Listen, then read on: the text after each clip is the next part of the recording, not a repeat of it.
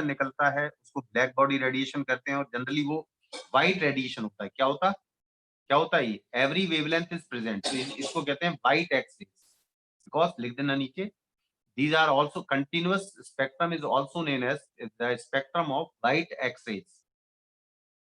अब lambda L को कहते हैं minimum value of lambda, that is also known as lambda critical. Lambda critical का मतलब है मिनिमम वेवलेंथ, मिनिमम वेवलेंथ का मतलब है maximum energy of X ray. अब ये एनर्जी कहां से आई, ये एनर्जी कहां से आ रही है बताइए, ये कहां से आ रही है? इलेक्ट्रॉन की एनर्जी से। अब इलेक्ट्रॉन की अगर पूरी की पूरी एनर्जी एक्स रेज में कन्वर्ट हो जाए, सोचिए when the total energy of electron gets converted into x-rays, तो उसके करस्पॉन्डिंग जो x-rays होंगी क्या उनकी वेवलेंथ मिनिमम होगी? अरे होगी कि नहीं होगी? तो hc by lambda critical, hc by lambda critical क्या वो टोटल एनर्जी ऑफ इलेक्ट्रॉन के बराबर होगी? और टोटल एनर्जी ऑफ इलेक्ट्रॉन क्या है? ev। क्या है भी? ev। समझ में आ रहा है? तो लैम्डा क्रिटिकल डायरेक्ट ध्यान रखो, hc by ev यानी इसको लिख सकता हूं 12431 अपॉन वोल्टेज, ये वोल्ट है, ध्यान रखना वोल्ट है, वोल्ट में एंगस्ट्रॉम, यानी ये लैम्डा क्रिटिकल की वैल्यू होगी। यानी इससे कम वेवलेंथ यानी इससे ज्यादा स्ट्रॉन्ग एक्सरेज कंटिन्यूअस स्पेक्ट्रम में नहीं होगी, और ये मिनिमम वैल्यू और मैक्सिमम वैल्यू इंफिनिटी तक हो सकती है। And the spectrum is called white X-rays spectrum. समझ में आया? अरे समझ में आया? Yes sir. और इस क्रिटिकल वैल्यू को कहते हैं कट ऑफ वेवलेंथ। क्या कहते हैं? क्या कहते हैं अभी?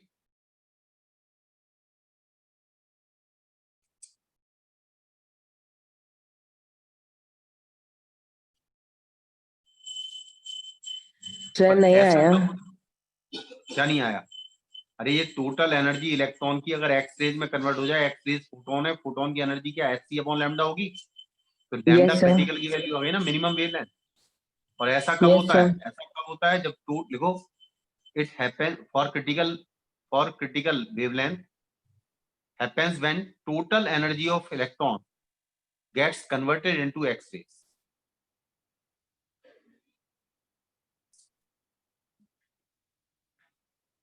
सर कट ऑफ वेवलेंथ मतलब मिनिमम वेवलेंथ,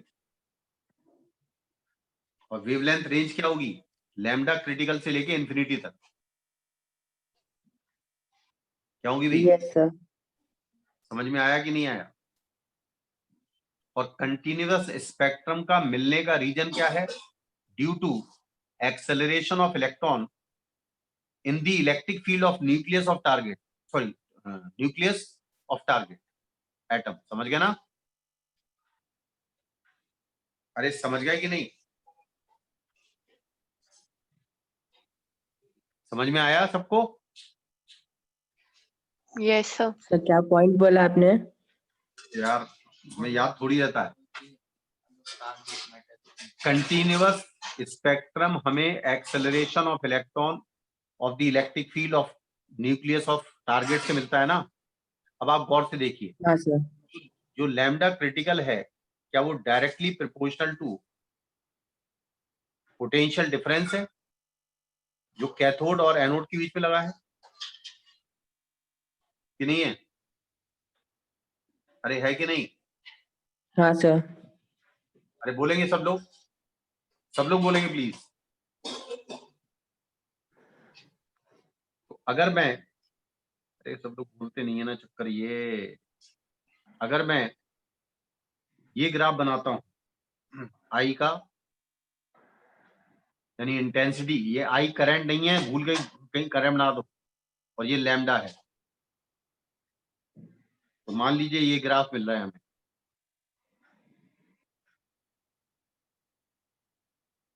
यानी सीधी बात है, जो लैम्डा क्रिटिकल की वैल्यू होगी वो अप्रोक्सीमेट जीरो होगी, यानी वहां जो इंटेंसिटी है, यानी वो एक्सरेज बहुत कम वैल्यू की होंगी, यानी उनकी इंटेंसिटी जीरो होगी। तो ये लैम्डा क्रिटिकल 1 है, ये लैम्डा क्रिटिकल 2 है, ये मान लीजिए वेवलेंथ V1 पर ऑपरेट हो रहा है, ये वेवलेंथ V2 पर ऑपरेट हो रहा है। नेचुरली बात है कि लैम्डा क्रिटिकल 1 बड़ा है लैम्डा क्रिटिकल 2 से, तो सीधी बात है जो V1 है वो लेस है V2 से, यानी ये वाली ट्यूब जिस पोटेंशियल डिफरेंस पर ऑपरेट हो रही है वो पोटेंशियल डिफरेंस उस पोटेंशियल डिफरेंस से कम है जिसका क्रिटिकल वैल्यू वेवलेंथ की कम है। क्लियर हुआ? अरे क्लियर हुआ कि नहीं हुआ? Yes sir. समझ में आया कि नहीं आया अभी? शिवानी चैट बॉक्स में रिप्लाई करो, समझ में आया? स्पीकर ऑन करके रिप्लाई करो। नव्या तुम रिप्लाई करो, समृद्धि तुम भी रिप्लाई करो, हाँ समृद्धि तुम भी रिप्लाई करो। Yes, sir. शिवानी ने रिप्लाई करा क्या चैट बॉक्स में?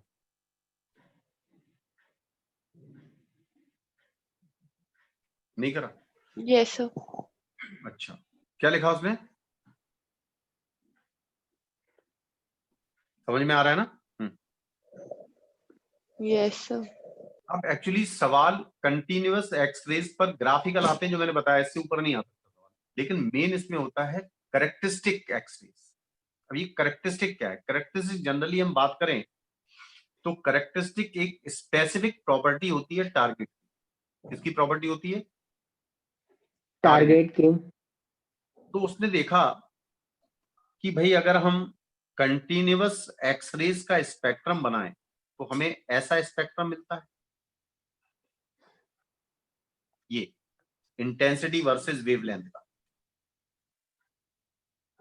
ठीक है? Hello hello, yes sir. ये कौन सा स्पेक्ट्रम बनाया हुआ है? कंटिन्यूअस स्पेक्ट्रम है ना यस भाई? सर।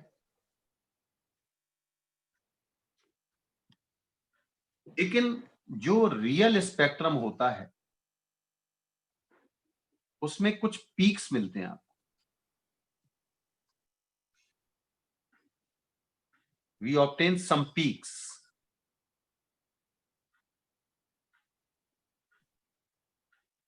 कुछ हमें इसमें पीक ऑब्टेन होते हैं, यानी उनकी इंटेंसिटी, यानी उन पर्टिकुलर वेवलेंथ की इंटेंसिटी बहुत हाई होती है।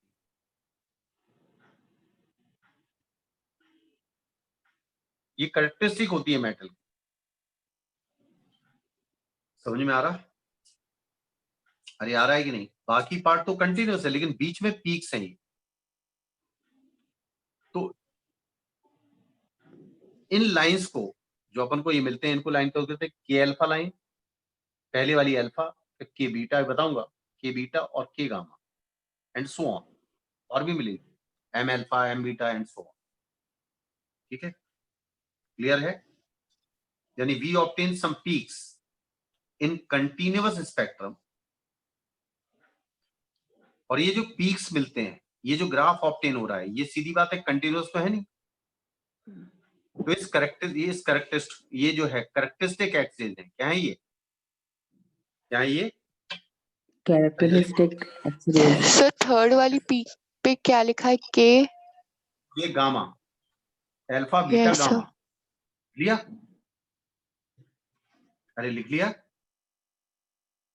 Yes, sir. अब एक्चुअली होता क्या है सुनिएगा, उसमें ये होता है कि अगर मान लीजिए ऑर्बिटिंग इलेक्ट्रॉन कंटिन्यूअस कंटिन्यूअस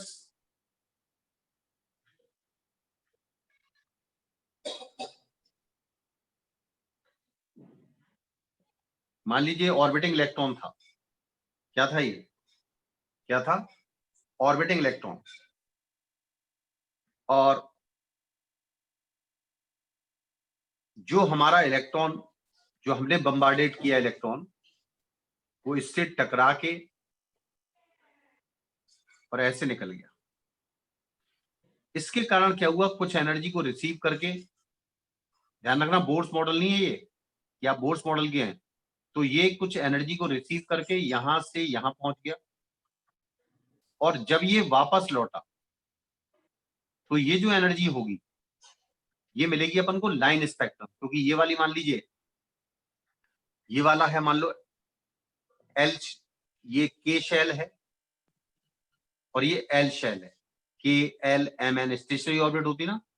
तो जब ये यहां से यहां कूदा तो जो हमें वेवलेंथ मिली उस वेवलेंथ को हम कहेंगे के अल्फा वेवलेंथ। क्या कहेंगे इसको? इसको हम क्या कहेंगे? इसको हम क्या कहेंगे? हेलो, इसको हम क्या कहेंगे? अरे K L M N quantum states है ना। मेरी Yes, बात समझ sir. में आ रही कि नहीं आ रही? तो ये जो ऑर्बिटिंग ट्रांजिशन हुआ इन ऑर्बिटिंग इलेक्ट्रॉन का, इसके कारण हमें ये वैल्यू अचानक यहां पर जो इंटेंसिटी मिली वो अचानक पीक मिल गई। यानी कंटिन्यूअस स्पेक्ट्रम में हमें कुछ लाइंस ऐसी मिलती हैं जो एक्चुअली लाइन स्पेक्ट्रम के कारण होती है। उसका रीजन है कि हमारा जो इलेक्ट्रॉन है जैसे ही वो न्यूक्लियस की इलेक्ट्रिक फील्ड में एंट्री करता है तो किसी एक ऑर्बिट के इलेक्ट्रॉन से टकरा के कुछ एनर्जी ट्रांसफर करके वो orbiting electron higher energy state में पहुंच के और जब वो रिटर्न होता है तो जो एक्स-रेज का स्पेक्ट्रम वो दिखता है that is called characteristic X-rays. नहीं आया समझ में? अरे आया कि नहीं आया? अरे आया कि नहीं? हेलो, आया कि नहीं आया? अरे आया कि नहीं आया भाई? सर एक बार फिर से बता दीजिए। मैं ये कह रहा हूं, अरे यार गलती हुई, इसकी वेवलेंथ ज्यादा, के बीटा ये लिखो, सॉरी के गामा ये लिखो, के बीटा ये रहने दो और के अल्फा ये लिखो। मैं बता रहा हूँ गलती लिखी है, के अल्फा ये लिखो। हाँ बोलो क्या कह रही हो? मैं ये कह रहा हूँ कि अगर ये इलेक्ट्रॉन ऐसे ही निकल जाता है ऐसी, तो इसके किसी ऑर्बिटिंग इलेक्ट्रॉन को इसने एनर्जी तो नहीं दी। अगर मैं बीच में से जो स्पेस में से निकल जाता अगर ये, तो इस इलेक्ट्रॉन ने कोई एनर्जी इसके ऑर्बिटिंग इलेक्ट्रॉन को ट्रांसफर नहीं की। अरे की क्या? अरे जल्दी बोलो। अगर ये बीच के स्पेस में से पास हो गया इलेक्ट्रॉन नहीं तो क्या सर. मेरी बात समझ में आ रही है? स्पर्धी नहीं आ रही है? हेलो हेलो, आवाज आ रही है? हेलो, आवाज आ रही मेरी कि नहीं आ रही? आवाज आ रही है? अरे आवाज आ रही कि नहीं? Yes, sir. आ रही है. अरे उनको नहीं आ रही ना, वो रिप्लाई नहीं कर रहे। प्लीज रिप्लाई करो, रिप्लाई करो। अरे ये इंपॉर्टेंट है, कैरेक्टरिस्टिक एक्सिस कह रहा हूं मैं, बार बार रिप्लाई करो। तो आप जो ऑर्बिट्स मानते हैं स्टेशनरी ऑर्बिट्स जिसमें इलेक्ट्रॉन अपनी एनर्जी रूट नहीं करता, उसको KLMN कहते हैं ना। क्या कहते हैं? क्या कहते हैं अभी? हेलो, ये Element. जो नव्या समझ में आ रहा है? नव्या रिप्लाई करो। Yes sir. हाँ, तो ये इलेक्ट्रॉन जो है, ये इलेक्ट्रॉन या तो स्पेस में से निकल सकता है बाहर। ध्यान दो ना, ये तो स्पेस, कुछ इलेक्ट्रॉन तो स्पेस में से बाहर निकल सकते हैं जो कहीं नहीं अपनी एनर्जी को रिलीज करेंगे। लेकिन हो सकता है कुछ इलेक्ट्रॉन ऑर्बिटिंग इलेक्ट्रॉन से टकरा जाए और ऑर्बिटिंग इलेक्ट्रॉन से टकराने के बाद ऑर्बिटिंग इलेक्ट्रॉन एनर्जी पाके हायर एनर्जी स्टेट में जाए। तो हायर एनर्जी स्टेट में जो एटम है वो अनस्टेबल हो गया तो वापस लौटेगा। तो वापस लौटेगा, मान लो ये के है और ये एल है, तो यहां से कूद के अगर यहाँ गया और वापस लौटा तो जो लाइन्स निकलेगी उसको हम के अल्फा लाइन कहेंगे। के एल, मान लो ये एम लाइन है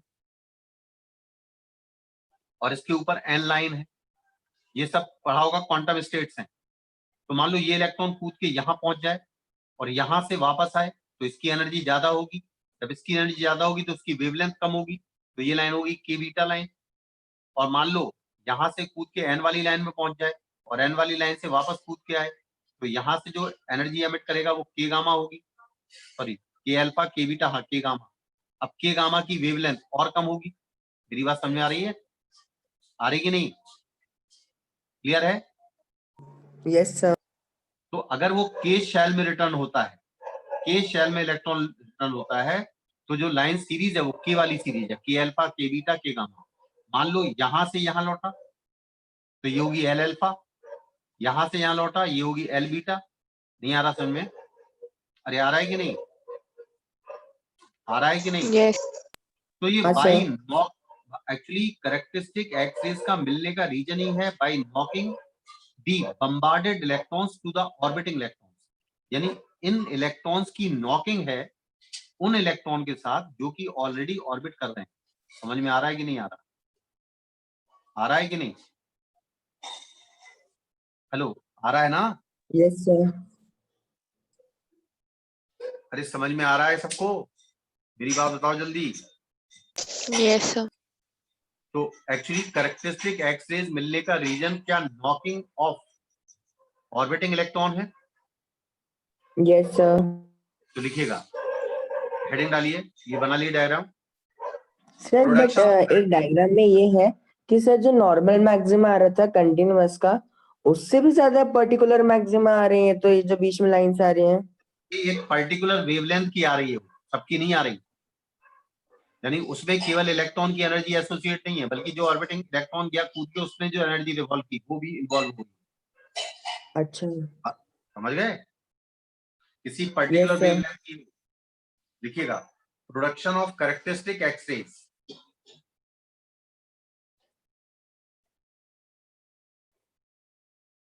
These X-rays are produced when cathode ray electron, ये कौन सा इलेक्ट्रॉन है? Cathode ray electron. When cathode ray electron strikes with the orbiting electron, strike with the orbiting electron of atom of anode.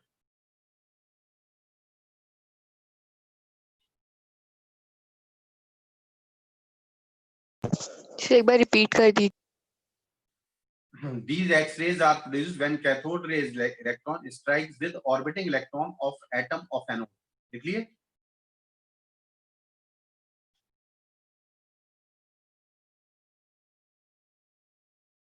Yes sir. अब मैं अगर K shell की बात करता हूं, अब इस K शेल के वाले इलेक्ट्रॉन को इसने नॉक किया, तो यहां पर एक वैकेंसी क्रिएट हो गई ना, क्योंकि इलेक्ट्रॉन कूद के यहां चला गया। Yes sir. तो लिखिएगा, K shell electron vacancy is created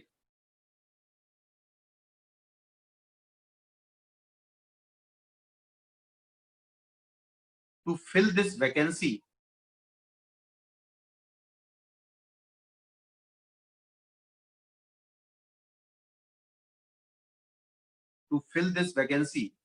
outer shell transist in K shell.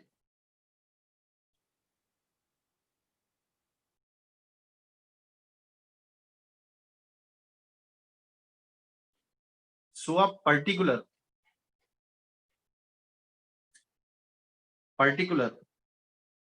एक पर्टिकुलर यानी जैसे मान लो L शेल है और ये K शेल है।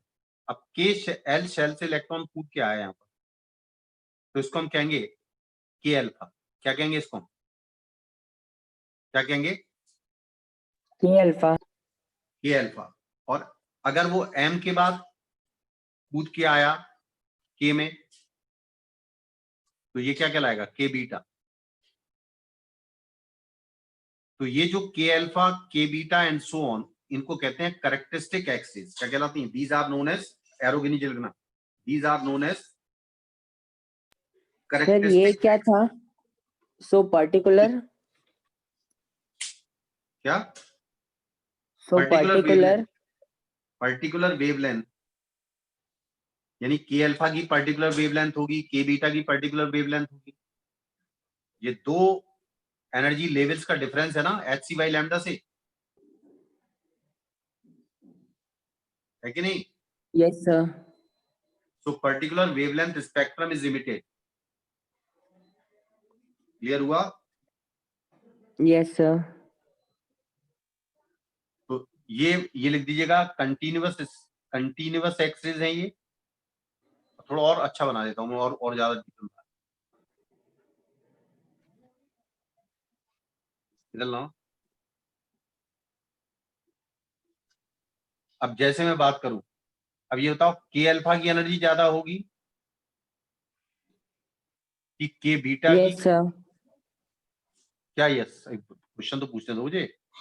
E K बीटा किसकी एनर्जी ज्यादा होगी?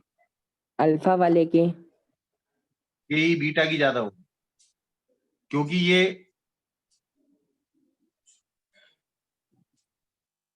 अच्छा K, हाँ। ये L, ये M, जो यहां से कूद के डायरेक्ट आएगा वो वाला के बीटा है, और जो एल से यहां आ रहा है वो के अल्फा है। तो सीधी बात है, lambda for alpha is greater than lambda for beta. अब जो एम से कूद के एल में आया, ये कहेंगे एल अल्फा। जो एन से कूद के एल में आया, ये होगा एल बीटा। तो ये कंफर्म है कि के एल अल्फा की जो एनर्जी है, एनर्जी ऑफ एल अल्फा और एनर्जी ऑफ एल बीटा, कौन सी बड़ी है अभी? एल बीटा बड़ी है यस कि नहीं सर। है? लेकिन ई एल बीटा कम है ई के बीटा से। समझ में आ रही है? सीधी बात है। अरे है कि नहीं है भाई? अरे वो तो सीधी बात है, ये तो बड़ी होगी कि नहीं होगी? ये एनर्जी ज्यादा होगी ना? अरे ज्यादा होगी कि नहीं होगी? नहीं आया। Yes sir. एम से एल में आया तो एनर्जी ऑफ एल अल्फा, सही है, energy of L alpha plus energy of के अल्फा, क्या एनर्जी ऑफ के बीटा होगी? इतना बता दो मुझे। यस अरे सर। यार, ये वाली के है, तो अगर कोई डायरेक्ट एम से के में आए तो वही एनर्जी है ना। अगर वो स्टेप्स में आए तो पहले एम से एल में आएगा, एम से एल में आने पर एनर्जी ये एमिट होगी एल वाली सीरीज की, फिर एल से के में आएगा तो के वाली सीरीज की। हम इन दोनों एनर्जी का सम के बीटा के बराबर है। तो नेचुरली बात है कि ये जो एनर्जी है के बीटा वो एल बीटा से ज्यादा है कि नहीं? अरे है कि नहीं? Yes, sir. यही सवाल आ चुका है जेई में, सेम जो बताने जा रहा हूं, मतलब जो बताने जा रहा हूं। अब अगर मैं कंटिन्यूअस स्पेक्ट्रम की बात करूं,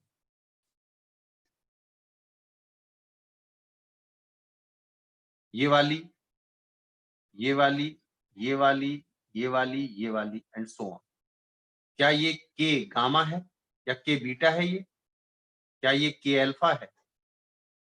क्या ये एल बीटा है? क्या ये एल अल्फा है? नहीं समझे? अरे है कि नहीं है? सर बट अपन ने लिखा तो वैसे था।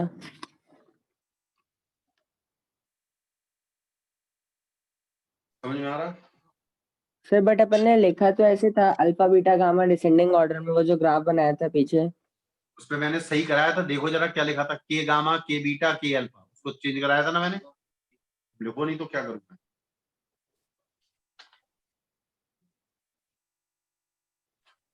कराया था ना चेंज, क्यों स्मृति, कराया था कि नहीं? Yes, sir. ये इंटेंसिटी वर्सेस वेवलेंथ है, बाकी कल कराएंगे, और कल वो कर लेना पूरा, है ना? हेलो हेलो, हाँ Yes. सर। ठीक है। सर 1 सेकंड बंद मत कीजिएगा। अरे स्क्रीनशॉट ले लो भाई। Sir just a second.